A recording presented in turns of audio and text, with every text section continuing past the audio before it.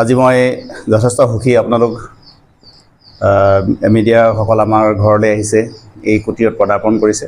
তাৰ বাবে আপোনালোকক ধন্যবাদ জ্ঞাপন কৰিছোঁ। মই খুব গ্ৰাম্য অঞ্চলৰ মানুহ, গাঁৱলীয়া কিছুমান চিধা-চিধি কথাৰে আৰম্ভ কৰোঁ।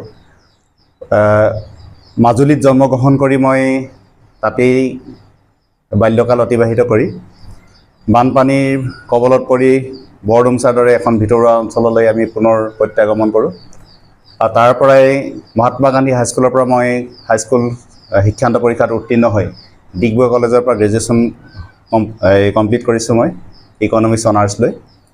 তাৰপাছত মাৰ্ঘেৰিটা পাব্লিক হায়াৰ ছেকেণ্ডেৰী স্কুলত সহকাৰী শিক্ষক পদত নিযুক্তি পাওঁ।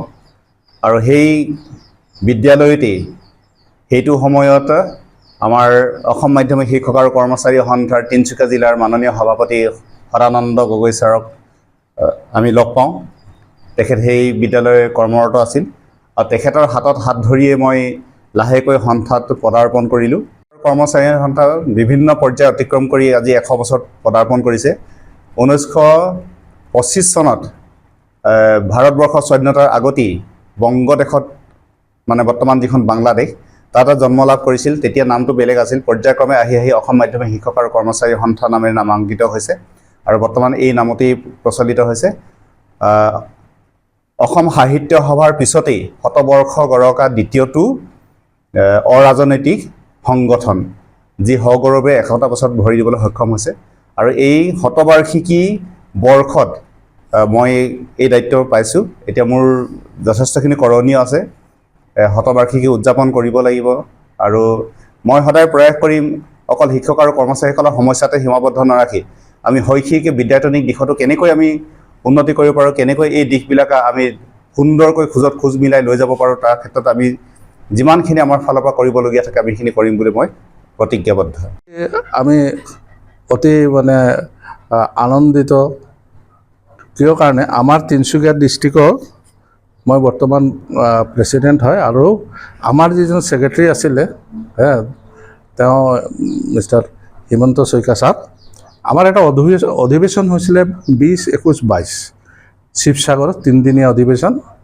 আৰু সেই অধিৱেশনত আমাৰ জিলাক সন্মানিত কৰিছে আমাৰ হিমন্ত ছাৰে। তেওঁ আমাৰ এতিয়া সদৌ অসম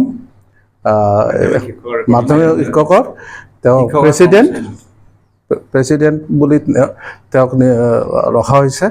আৰু তেওঁৰ নিচিনা এজন কৰ্মঠ মানুহ পাই আমি খুবেই গৌৰৱান্বিত হৈছোঁ আৰু আশা ৰাখিছোঁ ভৱিষ্যতত তেওঁ আমাৰ গোটেই অসমৰ লগে লগে আমাৰ তিনিচুকীয়া ডিষ্ট্ৰিক্টৰো যথাযথ উন্নতি কৰিব বুলি মই সম্পূৰ্ণ আশাবাদী।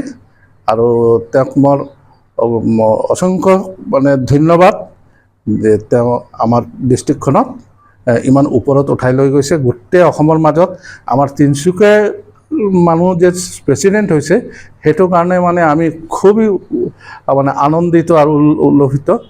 আৰু মই ইমানে কৈ মোৰ বক্তব্য সামৰণি মাৰিছোঁ। যিকোনো খবৰৰ বাবে যোগাযোগ কৰক 7099017330 লগতে 7099017110 নম্বৰত।